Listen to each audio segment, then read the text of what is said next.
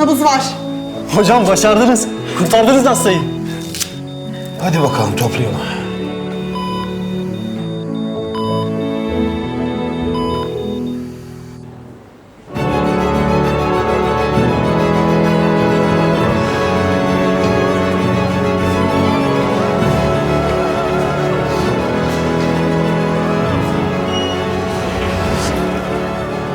Doktor bey, kızım.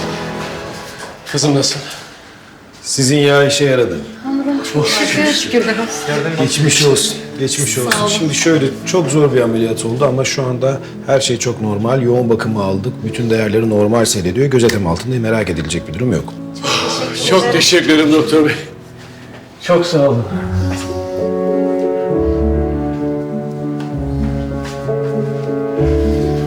Çok sağ olun doktor bey. Tekrar geçmiş olsun.